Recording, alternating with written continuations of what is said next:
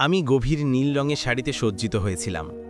চুলগুলো সুন্দর করে একটি খোপায় গুছিয়ে বেঁধেছিলাম এবং বিলাসবহুল ভোজন কক্ষের বাইরে অপেক্ষা করছিলাম। সামনে ম্যারিগোল্ড ফুলের মালা ঝুলছিল, ধীর সুরে সাহানাইয়ে সুর বাজছিল এবং দরজায় অতিথিদের নিবন্ধনের টেবিল রাখা ছিল। 3 দিন আগে যে আমন্ত্রণপত্র এসেছিল তাতে শুধু তারিখ, সময় এবং স্থান উল্লেখ করা ছিল, না কোনো মা নিশ্চয়ই আসবেন বা কোনো আন্তরিকতা। তবু আমি উপস্থিত হয়েছিলাম কারণ এটি আমার পুত্রের জীবনের একটি গুরুত্বপূর্ণ মাইল ফলক ছিল এবং আমি তাকে এই পর্যায়ে পৌঁছে দিয়েছিলাম। ভিতরে প্রবেশ করতেই চাপা গুঞ্জন শুরু হয়ে গেল। সকলের দৃষ্টি আমার প্রতি নিবদ্ধ হল, সম্মানের সাথে নয়, অস্বস্তির সাথে। নিবন্ধন টেবিলে উপবিষ্ট পরিকল্পনাকারী ওপরে তাকিয়ে দেখল, মুখে একটি আনুষ্ঠানিক হাস্য। তারপর তালিকায় দৃষ্টি চালালো। ম্যাডাম, আপনার নাম এখানে উল্লেখিত নেই, সে আস্তে করে বলল, যেন কোনো অস্বস্তিকর বিষয় গিলে ফেলেছে। আসন বিন্যাসটা একটু শিপিত, বধূপক্ষের কথা মেনে নেওয়া হয়েছে, স্থানের অভাব। আমি এক মুহূর্ত তার মুখের দিকে চেয়ে রইলাম, তারপর তালিকার দিকে। অক্ষরের জটিলতায় আমার নাম কোথাও ছিল না। ঠিক আছে, আমি উত্তর দিলাম। ঠিক সেই সময় অর্জুন সামনে এসে দাঁড়ালো। কালো টাক্সিডো পরিহিত আমারই পুত্র, কিন্তু যেন অন্য কারোর মতো দেখাচ্ছিল। আমাকে দেখে সে আধ সেকেন্ডের জন্য স্থির হয়ে গেল, তারপর মুখে একটা বাধ্যতামূলক হাসি টেনে আনল। মা, তুমি তো জানাওনি যে আসবে। আমি কখনো এড়িয়ে যাই না, আমি বললাম। সে দৃষ্টি অন্যদিকে ঘুরিয়ে নিল। পিছনে শ্রিয়া আমার প্রতি একটা তীব্র সমতল দৃষ্টি নিক্ষেপ করল, যেন প্রশ্ন করছে, এখানে কেন এসেছে? পরিকল্পনাকারী আবার সামনে এগিয়ে এলো। ম্যাডাম, দয়া করে খারাপ মনে করবেন না, আপনি অতিথি তালিকায় নেই। শ্রিয়ার পরিবার। আমি হাত তুলে তাকে থামিয়ে দিলাম। ঠিক আছে, আমি শান্ত স্বরে বললাম। অর্জুন কিছু বলার চেষ্টা করল। মা, কথা শোনো। আমি ঘুরে বাইরে চলে এলাম। গলায় কোনো দলা অনুভূত হলো না, চোখে অশ্রু নেই, শুধু একটা খালি অনুভূতি, যা ঠান্ডা বাতাসের মতো অভ্যন্তরে প্রবেশ করছিল।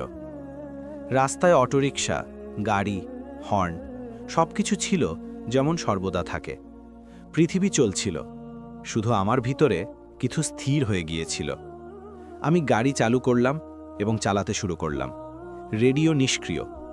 শহরের মোড়ে আমার নিজের পায়ের শব্দ প্রতিধ্বনিত হয়ে উঠল। স্মৃতিগুলো একের পর এক ফিরে আসতে লাগল। সেই রাত্রিগুলো যখন দ্বিতীয় শিফটে কাজ করেছি, সেই মাসগুলো যখন বাড়ির খরচ কমিয়েছি, সেই উৎসবগুলো যেখানে নিজের জন্য শাড়ি কেনা হয়নি, অর্জুনের বোর্ড পরীক্ষা, তার শিক্ষা ফি। আমি আমার চুড়ি পর্যন্ত বন্ধক রেখেছিলাম এবং একে একে ছাড়িয়ে নিয়েছিলাম। তখন অর্জুনের বয়স ছিল 16। আমি একটা ছোট্ট সিদ্ধান্ত গ্রহণ করেছিলাম। আমি একটা বিবাহ তহবিল গড়ে তুলব, কাউকে না জানিয়ে। টিফিন পরিষেবার আয়, ছুটির দিনে বিশেষ অর্ডার গ্রহণ, অফিসের পরে বাড়িতে বেকারির কেক। অল্প অল্প করে বছরের পর বছর সেই অর্থ বৃদ্ধি পেয়েছে। ফিক্সড ডিপোজিট, রেকারিং ডিপোজিট, তারপর একটা নির্ধারিত অ্যাকাউন্ট। কাগজপত্রও আমি যত্ন করে রেখেছিলাম। কেউ জানত না, কারণ কাউকে জানানোর প্রয়োজন ছিল না। অগ্রিম ইতিমধ্যে আমার অ্যাকাউন্ট থেকে চলে গিয়েছিল। চূড়ান্ত প্রদানের জন্য আমার সম্মতি বাকি ছিল। আমার পুত্র জানত না যে শেষ কলম কার হাতে। হয়তো কেউই জানত না। ফোন আবার কম্পিত হলো। এবার অপরিচিত নম্বর, তারপর আরেকটা, তারপর তৃতীয়। আমি সবকিছু নীরব মোডে রাখলাম। কাল যা ঘটবে দেখা যাবে। আজ শুধু এটুকু জানা ছিল, আমি আমার স্থান, আমার সম্মান, আমার কণ্ঠ কারো শংসাপত্র দিয়ে নয়, আমার সিদ্ধান্ত দিয়ে নির্ধারণ করেছি। রাত গাঢ় হলো। দূর থেকে সাহানায়ের সুরের মতোই হালকা শোরগোল ভেসে আসছিল, কিন্তু আমার বাড়ির ভিতরে শান্তি ছিল। আমি বিছানায় শুয়ে চোখ বন্ধ করলাম। সেখানে 3টে শব্দ বারবার কানে বাজল, সিট নেই। আর প্রতিবার আমার ভিতর থেকে একটা দৃঢ় উত্তর উঠে এলো, এখন আর হবেও না। আমি আমার টেবিল নিজে সাজাবো। সকালে চোখ খুলল, ঘরে সেই হালকা রোদ ছিল, কিন্তু ফোনে ঝড় উঠেছিল। রাতভর উপেক্ষিত কল, প্রথমে অর্জন, তারপর অপরিচিত নম্বর, তারপর বিবাহ টিমের নামে সংরক্ষিত যোগাযোগ, আর শেষে শর্মা এন্টারপ্রাইজ গ্রুপ নামে একটা নম্বর, যার প্রোফাইল ছবিতে একটা মেহেন্দি লাগানো হাত ছিল। আমি ফোন নীরব মোড তেলে বের করলাম না। কেটলি চড়ালাম, আদা কুটলাম এবং শুধু চায়ের জন্য যতটা শব্দ দরকার ততটাই শুনলাম। ডোরবেল বাজল, টিংটং নয়, যেন কেউ তাড়াতাড়ি বারবার চাপছে। পড়শি লতাদিরই বাইরে দাঁড়িয়েছিলেন, চশমা মাথায়, মুখে কৌতূহল। প্রিয়া, বাইরে দেখো, সংবাদ ভ্যান দাঁড়িয়ে আছে, ক্যামেরাধারীরাও। আমি দরজার জালি দিয়ে বাইরে উঁকি দিলাম। গলির মোড়ে সাদা ভ্যান, পাশে চ্যানেলের লোগো, এবং সামনে মাইক হাতে এক রিপোর্টার। বয়সে কম কিন্তু মুখে তেজ। আমার গেটের কাছে আস্তে আস্তে সে হাসি চড়িয়ে নিল। আমি দরজা যতটা দরকার ততটা খুললাম। প্রিয়া গুপ্তাজি, সে বিনয়ী স্বরে জিজ্ঞাসা করল। ক্যামেরার লাল আলো জ্বলছিল। কাহিনী চলছে রিলে, টুইটারে। এটা কি সত্যি, লাইভ? আমি সোজা প্রশ্ন করলাম। রেকর্ডিং, সে বলল। সন্ধ্যার সংবাদের জন্য, শুধু একটা লাইন। আপনি কেন? আমি 1 ঘন্টা নিলাম। যখন কেউ বলে টেবিলে তোমার জায়গা নেই, তখন টেবিল ফিরিয়ে নেওয়া উচিত, আমি শান্ত স্বরে বললাম। ব্যাস, দরজা বন্ধ করলাম। ভিতরে শান্তি ছিল, কিন্তু এখন শান্তির বাইরে শোরগোল বাড়তে লাগল। দুপুর হতে হতে বিক্রেতাদের বার্তা আসতে শুরু করল। ম্যাডাম, চূড়ান্ত অনুমোদন আটকে আছে, আজ ক্লিয়ার না হলে কালের সংরক্ষণ স্বয়ংক্রিয়ভাবে মুক্তি পেয়ে যাবে। প্রতিটি বার্তা আমাকে মনে করিয়ে দিল, গত রাতের ক্লিকটা কোনো ক্রোধের বোতাম ছিল না, একটা চুক্তির অধিকার ছিল, যার ওপর আমার নাম ছিল। কিছুটা হাওয়া বদনাতে আমি নিচের গলি পর্যন্ত হেঁটে গেলাম। সুইট হোম বেকারির জানালায় সামোসা রাখা ছিল, বাষ্প ছাড়ছিল। ভিতরে মালিক ভর্মাজি আমাকে দেখেই বললেন, আরে, আজকের তারকা, রিল দেখেছেন? কোনটা? তিনি ট্যাবলেটটা আমার দিকে ঘুরিয়ে দিলেন। ওপরে লেখা, মা পুত্রের বিবাহ ছেড়ে দিলেন কেন? ভিডিওটা ঝাপসা, কিন্তু মুখগুলোর চলাফেরা স্পষ্ট। গেট থেকে বেরিয়ে যাচ্ছি আমি, পেছনে ম্যারিগোল্ড ফুলের পটভূমি, নিচে মন্তব্যের বন্যা। রানীর চাল, সম্মান, মাকে আসন না দিলে অর্থও না। কিছু তিরস্কারও, নাটকের রানী পুত্রের জীবন নষ্ট করল। আমি হালকা হাসি চেপে বললাম, সামোসা প্যাক করুন, চাটনি বেশি। ভর্মাজি হেসে মাথা নাড়লেন, আজকের চা আমাদের পক্ষ থেকে। বাড়ি ফিরে দেখি দরজায় একটা সাদা খাম পড়ে আছে, কোনো স্ট্যাম্প নেই, নাম নেই। ভিতরে একটা সাদা কাগজ। আপনি আমার কন্যার জীবন নষ্ট করেছেন, এর মূল্য দিতে হবে। কাপা হাতের লেখা। আমি কাঁধ ঝাঁকানাম, কাগজটা ভাঁজ করে ডাস্টবিনে ফেলে দিলাম। হুমকি যত জোরালো হয়, তার অভ্যন্তর ততই খালি থাকে, এটা আমি জীবন থেকে শিখেছি। সন্ধ্যা নামল, ফোন তখনও নীরব মোড়ে ছিল, কিন্তু নোটিফিকেশনের সংখ্যা বাড়ছিল। শেষে একটা ইমেল ওপরে ভেসে উঠল, ইভেন্ট সমন্বয় বাতিলের নোটিশ নিশ্চিত। নিচে আরেকটা ইমেল, বিক্রেতাদের হোল্ড মুক্তির পরামর্শ। আমি প্রতিটা ইমেল খুললাম, পড়লাম, এবং আমার নথি ফোল্ডারে রাখলাম। কাগজপত্র বন্ধু হয়, কখনো ধোকা দেয় না। ডোরবেল আবার বাজল। এবার রিপোর্টার নয়, অর্জুন। টি শার্টে, চোখের নিচে হালকা ফোলা, হাত খালি। আমি দরজা খুলে শুধু বললাম, যাও, চা। সে চুপচাপ ভিতরে প্রবেশ করল। মা, আমি বললাম, তুমি বসো, চিনি কম। সে চেয়ারে বসে পড়ল। আমি জানতাম না যে তারা তালিকা থেকে। আমি কাপ রাখতে রাখতে বললাম, জানার প্রয়োজনও মনে করল না। সে চুপ, কয়েক সেকেন্ড, যেটা আমাদের মধ্যে বছরের মতো লাগলো।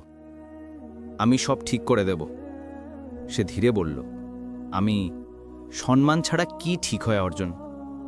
আমি তার চোখের দিকে চেয়ে জিজ্ঞাসা করলাম। সে চোখ নামিয়ে চায়ে বাষ্প দেখতে লাগলো। কোনো উত্তর নেই। এর মধ্যে গেটে হর্নের শব্দ, যেন কেউ জানিয়ে দিয়ে লম্বা বাজাচ্ছে। আমি পর্দা সরিয়ে দেখলাম সেই সংবাদ ভ্যান আর তার পিছনে 2-3টে গাড়ি। গলিটা এখন শো সেটের মতো লাগছিল। আমি যাই? অর্জুন অস্থির হয়ে জিজ্ঞাসা করল। বেটা, দরজা আর কণ্ঠ দুটোরই নিয়ন্ত্রণ ভিতরের লোকের কাছে থাকে। আমি ধীরে বললাম, তুমি যেতে চাও তো যাও, আমি যাব না। রাতে আমি আবার ল্যাপটপ খুললাম। চূড়ান্ত ধাপ নামে একটা ফোল্ডার অনেক দিন ধরে তৈরি ছিল। আজ প্রথমবার সেটা খুললাম।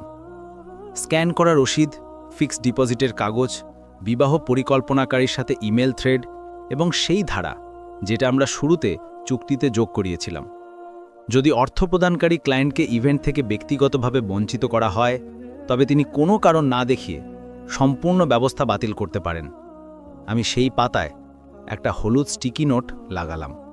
এটাই আমার কণ্ঠ কাগজে। ফোনের কম্পন এতদিন পরেও চেনা যায়। স্ক্রিন জেগে উঠল। একটা অপরিচিত নাম্বার থেকে হোয়াটসঅ্যাপ বার্তা, হিন্দি আর ইংরাজি মিশিয়ে। আইনি নোটিশ প্রস্তুত, ক্ষতিপূরণ, মানহানি, যাত্রা খরচ সব যোগ করব। কাল সকাল 11টার মধ্যে কথা না হলে আদালত। নিচে শর্মা আইনি অফিসের নাম্বার, আর শেষে দুটো লাল বিস্ময় চিহ্ন। আমি বার্তা পড়লাম এবং একটা নাম্বার ডায়াল করলাম। অ্যাডভোকেট সোনিয়া সিংহ। প্রিয়াজি, ওপাশ থেকে স্থির কণ্ঠ ভেসে এলো। সোনিয়া, আইনি নোটিশ এসেছে হোয়াটসঅ্যাপে। স্ক্রিনশট পাঠিয়ে দিন। কাল উত্তর পূর্বে আমার চেম্বারে চলে আসুন, সে বলল। আর হ্যাঁ, কোনো কল ফিরিয়ে করবেন না, আমাদের পক্ষ থেকেই কথা হবে। এখনই সেই জানালায় পর্দা ফেলে দিন আর দরজা দ্বিগুণ লক করুন, বাকিটা আমি সামলাবো। আমি পিডিএফ শেয়ার চাপলাম, স্ক্রিনশট ফরওয়ার্ড করলাম এবং জানালার পর্দা টেনে দিলাম। বাইরে কোথাও থেকে ঢোল তাশার শেষ সুর ভেসে আসছিল, হয়তো কারোর বরযাত্রী। আমি তালা চেক করলাম, তারপর রান্নাঘরে গিয়ে ধীর আঁচে দুধ রাখলাম। চা ফুটতে লাগলো, যেন বলছে গরম ভিতরে রাখো, বাইরে নয়। ঠিক তখনই ফোনে আরেকটা বার্তা ভেসে উঠল, এবার সরাসরি শ্রিয়ার মায়ের নামে। পরের বার আদালতে নয়, প্রেস ক্লাবে দেখা হবে, দেখি তোমার সম্মান কতটা বাঁচে। আমি উত্তরে শুধু দুটো শব্দ টাইপ করলাম, দেখা যাবে। তারপর ফোন নামিয়ে রাখলাম। জানালার ফাঁক দিয়ে আসা হাওয়া অনুভব করলাম এবং ভিতরে ঠিক করলাম, এখন খেলা আমার নিয়মে হবে। সকাল 9টায় আমি সোনিয়া সিংয়ের চেম্বারে পৌঁছলাম। কাঠের বড় টেবিল, নীল ফাইল ফোল্ডার, দেয়ালে শংসাপত্র, আর মাঝে সেই স্থির নির্ভুল কণ্ঠ। প্রথমে শ্বাস, সে বলল। এখন তথ্য। আমি হোয়াটসঅ্যাপের আইনি নোটিশ, ইমেল থ্রেড, বিক্রেতা চুক্তি আর আমার চূড়ান্ত ধাপ ফোল্ডার তার সামনে রাখলাম। সোনিয়া একটা একটা পড়ল, পেন্সিল দিয়ে ছোট ছোট চিহ্ন দিতে লাগলো। তারপর সে সেই পাতাটা তুলল যেখানে আমাদের যোগ করা লাইন ছিল। যদি অর্থ প্রদানকারী ক্লায়েন্টকে ইভেন্ট থেকে ব্যক্তিগতভাবে বঞ্চিত করা হয়, তবে তিনি সমস্ত ব্যবস্থা বিনা কারণে বাতিল করতে পারেন। এটাই হৃদয়, সে বলল, এবং এটাই টিভিতে যাবে, যাতে কেউ আবেগের নাটক বলে আইনকে চাপা দিতে না পারে। সে আমার সামনে 3টে কাগজ সরিয়ে দিল।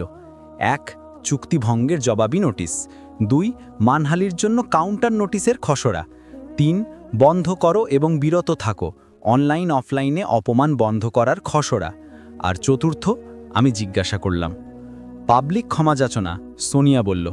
প্রেসের সামনে, সেই স্থানেই যেখানে তোমাকে আসন না দেওয়ার সিদ্ধান্ত নেওয়া হয়েছিল। ব্যক্তিগত কক্ষে কোনো সমাধান হবে না। আমি মাথা নাড়লাম। ভিতরে কোনো কম্পন ছিল না, শুধু একটা স্পষ্ট আলো, যেন কুয়াশা সরে গেছে। দুপুরের মধ্যে সোনিয়ার টিম বিক্রেতাদের ইমেল করে দিয়েছিল চূড়ান্ত অনুমোদন ক্লায়েন্টের। স্বাক্ষর ছাড়া কোনো অর্থ মুক্তি পাবে না। সে একজন আইনি সাংবাদিককে স্যানিটাইজড কপিও পাঠিয়েছিল। নাম নেই, অ্যাকাউন্ট নেই, শুধু ধারা আর নীতি। যে প্রদান করে তার কাছেই কলম থাকে। সন্ধে হতে হতে সেই চ্যানেল যারা আমার দরজায় প্রশ্ন করেছিল, তারা একটা বিশেষ অংশ নিয়ে এলো। স্টুডিওতে একজন আইনি বিশেষজ্ঞ বলছিলেন, যদি চুক্তিতে চূড়ান্ত স্বাক্ষর ক্লায়েন্টের নামে সংরক্ষিত থাকে এবং সেই ক্লায়েন্টকে ইভেন্টে প্রবেশ থেকে বঞ্চিত করা হয়, তবে বাতিল করার অধিকার বৈধ হয়, নৈতিকও আইনীয়। অ্যাঙ্কর জিজ্ঞাসা করল, মানে কলম? বিশেষজ্ঞ হাসলেন। কলম তারই কাছে ছিল যিনি প্রদান আর স্বাক্ষরের অধিকার রাখেন। আমি টিভি নীরব করলাম, কণ্ঠের আর প্রয়োজন ছিল না। ওদিকে শর্মা আইনি থেকে সোনিয়াকে কল গেল, মধ্যস্থতা করব, কিন্তু ক্যামেরার সামনে নয়। সোনিয়ার উত্তর ছোট ছিল, পাবলিক, সেই শহরেই যেখানে আপনারা তাকে অনিমন্ত্রিত করেছিলেন। লিখিত ক্ষমাযাচনা, আইনি খরচের ক্ষতিপূরণ আর অনলাইন মানহানি বন্ধের চুক্তি। 48 ঘন্টার মধ্যে উত্তর দিন। রাতে আমি জানলা বন্ধ করলাম, পর্দা ফেললাম এবং চায়ের কাপ নিয়ে ডেস্কে বসলাম। ইনবক্সে ইমেলের বন্যা, বিক্রেতাদের স্বয়ংক্রিয় উত্তর, রিপোর্টারদের অনুরোধ আর কিছু বার্তা যেগুলো পরামর্শের নামে বিষ ছিল। আমি সব ফোল্ডারে ঢুকিয়ে দিলাম, শোরগোল। তারপর একটা নতুন ইমেল উপরে ভেসে উঠল, অর্জুন গুপ্তা, সাবজেক্ট ক্ষমা মা। আমি ক্লিক করলাম, লম্বা, জটিল, সাফাইয়ে ভরা। আমি মাঝে আটকে গিয়েছিলাম, সবাইকে খুশি করতে চেয়েছিলাম, ভেবেছিলাম পরে ঠিক করে নেব। আর তারপর সেই একটা লাইন যেটা স্ক্রিনের আলোকে ঠান্ডা করে দিল। আমি তোমাকে তার উপরে বেছে নিতে চেয়েছিলাম, কিন্তু মনে হয় আমি তাকে তোমার উপরে বেছে নিয়েছি। চেয়ারের পিঠে মাথা ঠেকল। ঘরে ভরির পিঠটিক আলাদা শোনা যাচ্ছিল। আমি জানতাম কোনো একদিন একটা বাক্য লহজা ঠিক করে দেয়। এটাই সেই বাক্য ছিল।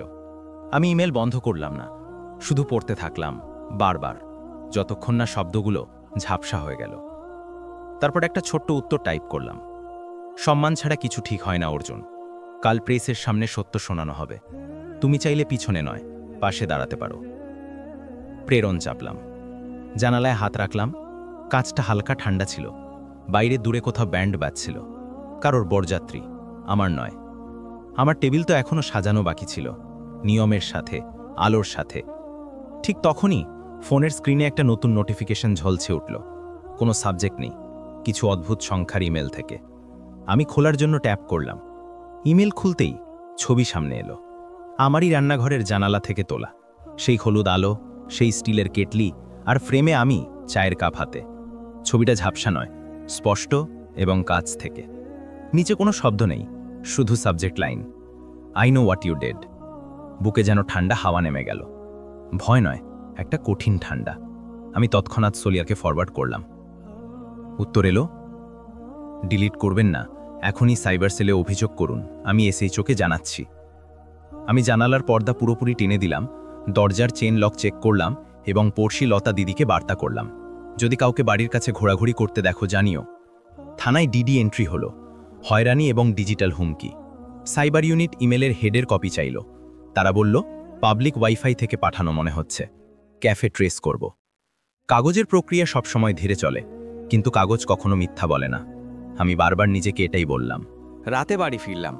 ফোন আনলক করতেই ফেসবুকে উথালপাথাল। আমার প্রোফাইল ছবি বদলে গেছে, আর 7টায় একটা পোস্ট। আমি সব নষ্ট করেছি, কারণ আমি অবহেলা হতে পছন্দ করি না। ক্ষমা। নিচে মন্তব্যের আগুন, নাটকের রানী, নিয়ন্ত্রণের রানী, লগ অফ করো।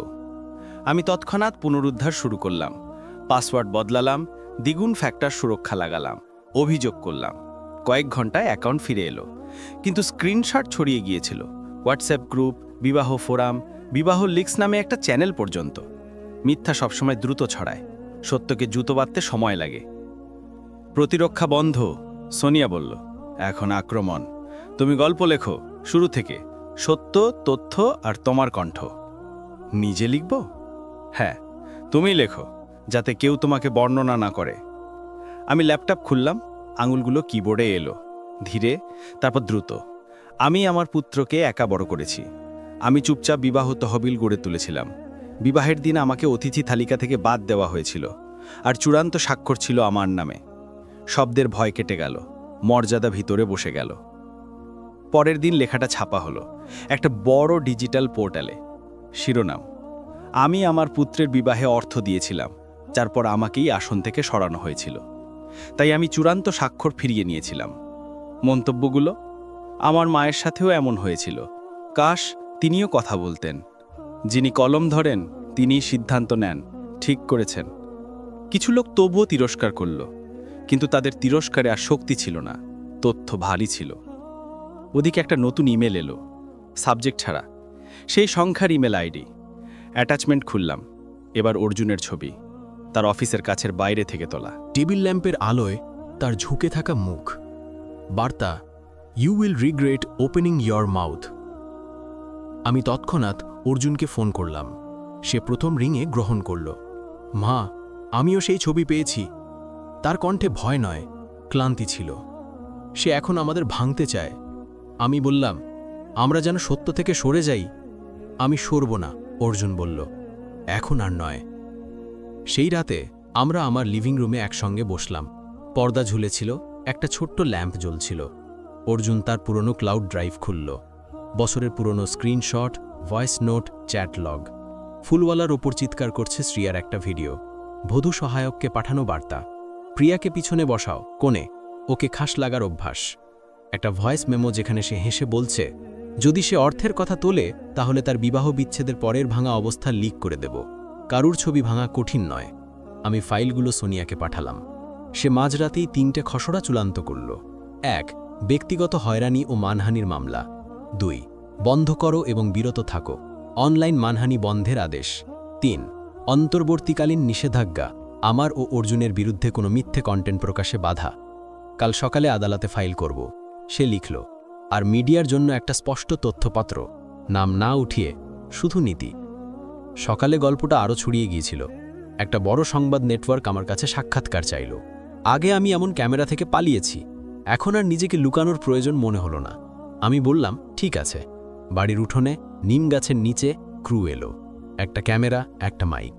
রিপোর্টার জিজ্ঞাসা করল, এখন কথা বলার প্রয়োজন কেন পড়ল? আমি লেন্সের দিকে সোজা চেয়ে রইলাম, কারণ চুপ থাকা দুষ্কৃতীদের অস্ত্র। যতক্ষণ তুমি চুপ থাকো ততক্ষণ কেউ আরেকজন তোমার গল্প লিখে দেয়। আমি আমার পুত্রের জন্য, আমার স্থানের জন্য অর্থ নয়, সম্মান দিয়েছিলাম। আর যখন তোমরা আমাকে আসন থেকে সরালে, আমি আমার কলম ফিরিয়ে নিলাম। সন্ধ্যায় সাক্ষাৎকার সম্প্রচারিত হলো। তারপরই ব্র্যান্ডগুলো শ্রেয়ার থেকে দূরত্ব তৈরি করতে শুরু করলো। তার বিবাহ প্রভাবক পেজ থেকে অংশীদারিত্ব পোস্টগুলো উঠে এল। একটা বধূ পত্রিকা তার আসন্ন সাক্ষাৎকার বাতিল করল। তার অ্যাকাউন্ট ব্যক্তিগত হয়ে গেল, মন্তব্য বন্ধ। রাত হতে হতে সোনিয়ার বার্তা এলো, সে সমঝোতায় সম্মত, কিন্তু ক্যামেরার সামনে নয়। আমি উত্তর দিলাম, পাবলিক। সে আরেকটা বার্তা পাঠালো, আগামী 24 ঘন্টায় প্রেস ইভেন্টের প্রস্তুতি, লিখিত, পড়ে শোনানো মাফি, আইনি ফিয়ের ক্ষতিপূরণ, অনলাইন মানহানি বন্ধ। আমরা সেই স্থান চাইছি। ঠিক তখনই একটা নতুন নোটিফিকেশন ঝলসে উঠল, সাবজেক্ট ছাড়া, নাম ছাড়া। অ্যাটাচমেন্ট খুললাম। এবার আমার বাড়ির মূল দরজার ক্লোজ আপ, লকে কারোর আঙুলের ঝাপসা নিশান, যেন ক্যামেরা খুব কাছে এনেছিল। নিচে একটা লাইন, দরজায় কড়া না শুনবে কতক্ষণ। আমি দরজার দিকে চেয়ে রইলাম। ল্যাম্পের আলোয় চেনলকের পিতল হালকা ঝলসাচ্ছিল। ভয় দরজায় কড়া নাড়েনি, শুধু আমার মেরুদণ্ডে আঙুল রেখে বলল, সোজা থাকো। আমি ফোন তুললাম, ক্যামেরা চালু করলাম, লকের ছবি তুললাম, টাইম স্ট্যাম্প ভিডিও আনালাম এবং সব সোনিয়া ও সাইবার ইউনিটে পাঠালাম। তারপর নিম গাছের নিচে দাঁড়িয়ে গভীর শ্বাস নিলাম। হাওয়ায় পাতার মৃদু সরসর শব্দ ছিল, যেন কোনো পুরনো দিদিমা বলছেন, হিম্মত বেটি। পরের সকালে দেশের চ্যানেলগুলোতে আমার সাক্ষাৎকার পুনরায় সম্প্রচারিত হচ্ছিল। আর দুপুরের মধ্যে প্রেস ইভেন্টের অফিসিয়াল ঘোষণা এলো। স্থান সেই গ্র্যান্ড হল, সময় কাল সন্ধ্যা 5টা। এজেন্ডা পাবলিক ক্ষমাযাচনা প্লাস লিখিত সমঝোতা পড়ে শোনানো হবে। আমি নীল শাড়ি ঠিক করে রাখলাম, মুক্তোর ছোট্ট ইয়ারলিংস। আয়নায় নিজের মুখ দেখলাম। ক্লান্তি ছিল, কিন্তু ভাঙন নয়। সন্ধ্যায় সাক্ষাৎকার সম্প্রচারিত হল। তারপরই ব্র্যান্ডগুলো শ্রেয়ার থেকে দূরত্ব তৈরি করতে শুরু করল। তার বিবাহ প্রভাবক পেজ থেকে অংশীদারিত্ব পোস্টগুলো উঠে গেল। একটা বধূ পত্রিকা তার আসন্ন সাক্ষাৎকার বাতিল করল। তার অ্যাকাউন্ট ব্যক্তিগত হয়ে গেল, মন্তব্য বন্ধ। রাত হতে হতে সোনিয়ার বার্তা এলো, সে সমঝোতায় সম্মত, কিন্তু ক্যামেরার সামনে নয়। আমি উত্তর দিলাম, পাবলিক। সে আরেকটা বার্তা পাঠালো, আগামী 24 ঘন্টায় প্রেস ইভেন্টের প্রস্তুতি, লিখিত, পড়ে শোনানো মাফি, আইনি ফিয়ের ক্ষতিপূরণ, অনলাইন মানহানি বন্ধ। আমরা সেই স্থান চাইছি। ঠিক তখনই একটা নতুন নোটিফিকেশন ঝলসে উঠল, সাবজেক্ট ছাড়া, নাম ছাড়া। অ্যাটাচমেন্ট খুললাম। এবার আমার বাড়ির মূল দরজার ক্লোজ আপ, লকে কারোর আঙুলের ঝাপসা নিশান, যেন ক্যামেরা খুব কাছে এনেছিল। নিচে একটা লাইন, দরজায় কড়া না শুনবে কতক্ষণ। আমি দরজার দিকে চেয়ে রইলাম। ল্যাম্পের আলোয় চেন লকের পিতল হালকা ঝলসাচ্ছিল। ভয় দরজায় কড়া নাড়েনি, শুধু আমার মেরুদণ্ডে আঙুল রেখে বলল, সোজা থাকো। আমি ফোন তুললাম, ক্যামেরা চালু করলাম, লকের ছবি তুললাম, টাইম স্ট্যাম্প ভিডিও বানালাম এবং সব সোনিয়া ও সাইবার ইউনিটে পাঠালাম। তারপর নিমগাছের নিচে দাঁড়িয়ে গভীর শ্বাস নিলাম। হাওয়ায় পাতার মৃদু সরসর শব্দ ছিল, যেন কোনো পুরনো দিদিমা বলছেন, হিম্মত বেটি। পরের সকালে দেশের চ্যানেলগুলোতে আমার সাক্ষাৎকার পুনরায় সম্প্রচারিত হচ্ছিল।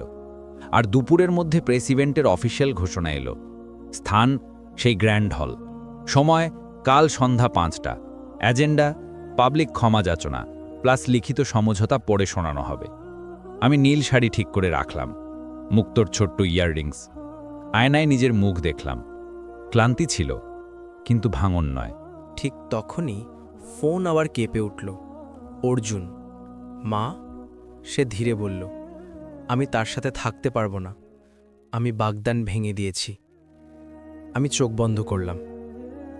চা খেতে আয়, শুধু এটুকু বললাম। লাইন কাটার আগে সে আরেকটা বাক্য যোগ করল, আর ক্ষমা করো বলতে দেরি হয়ে গেল। আমি রান্নাঘরের দিকে এগোলাম, কেটলি রাখলাম, আর ঠিক তখনই ডোরবেল বাজল। একবার, তারপর দ্বিতীয়, তারপর তৃতীয়। ধীরে কিন্তু অটল। আমি শ্বাস সামলালাম এবং দরজার কাছে গিয়ে জিজ্ঞাসা করলাম, কে? বাইরে থেকে উত্তর এলো, একটা মহিলার শান্ত কণ্ঠ। প্রেস ইভেন্টের আগে একটা শেষ কথা বলতে চাই। দরজায় দাঁড়িয়েছিল শ্রিয়ার মা। মুখে শাড়ির আঁচল ঠিকঠাক, কিন্তু চোখে সেই ঘাবড়ে যাওয়া যেটা শব্দ লুকোতে পারে না।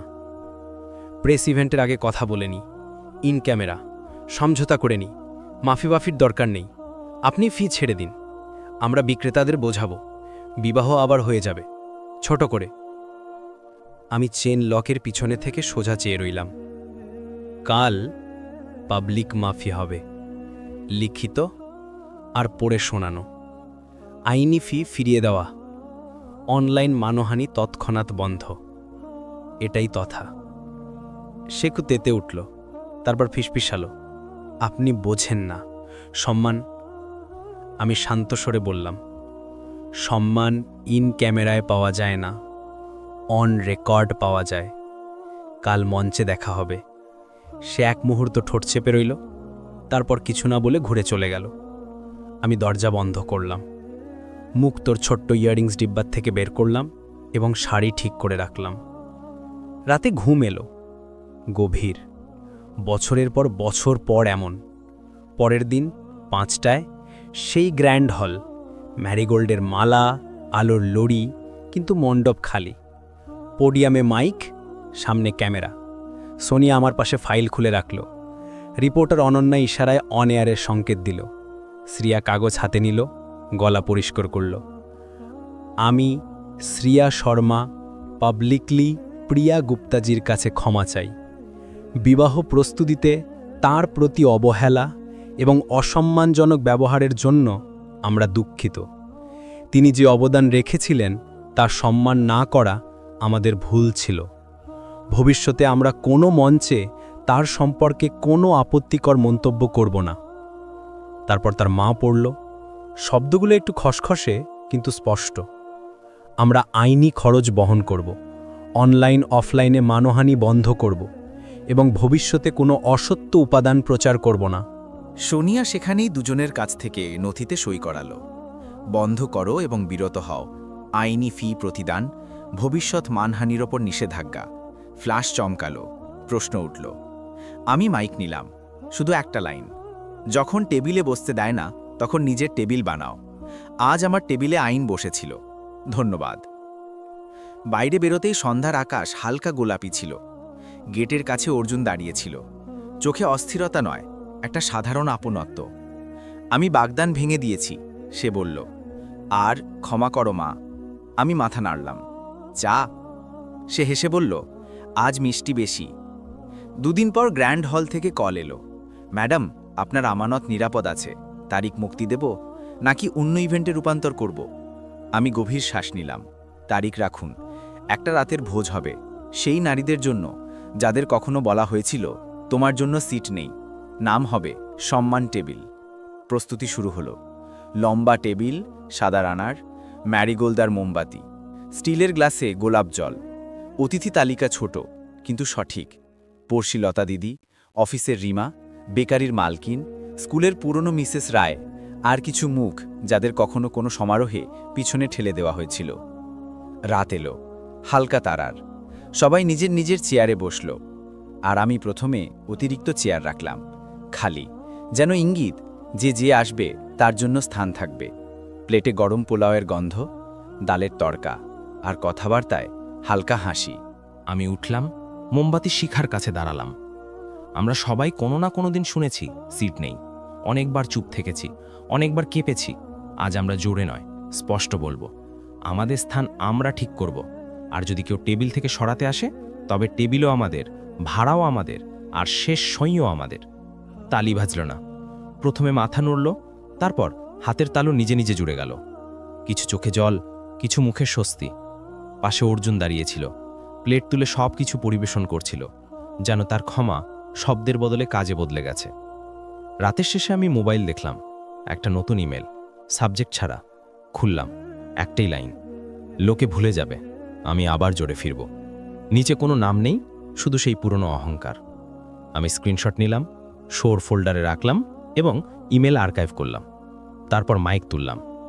শেষ কথা, কেউ যদি বলে তোমার জন্য সিট নেই, তবে মনে রেখো, চেয়ার আর কাঠের হয়, মর্যাদা ভিতরের। নিজের মর্যাদা নিজের কাছে রাখো। আর হ্যাঁ, যদি গল্পটা পছন্দ হয়ে থাকে, প্রতি সপ্তাহে একটা নতুন গল্প আসবে। সাবস্ক্রাইব করো, শেয়ার করো, আর মন্তব্যে বলো তুমি কোন শহর থেকে শুনছো। পরের বার আরেকজনের সম্মান টেবিল সাজাবো, হয়তো তোমার। টেবিলে মোমবাতিগুলো ম্লান হচ্ছিল, কিন্তু ভিতরে একটা আলো ঠিক হয়ে গিয়েছিল, যেটা এখন কোনো তালিকা, কোনো পরিকল্পনাকারী, কোনো বন্ধ দরজা নিভিয়ে দিতে পারবে না। যদি কেউ বলে তোমার জন্য সিট নেই, তবে নিজের টেবিল সাজাও। এমন সত্যি মনে হওয়া গল্প প্রতি সপ্তাহে আসে। লাইক করো, চ্যানেল সাবস্ক্রাইব করো, আর বেল আইকন চাপো, যাতে পরের এপিসোড মিস না হয়। মন্তব্যে বলো, তুমি কি কখনো নো সিট মুহূর্তের মধ্যে দিয়ে গেছো?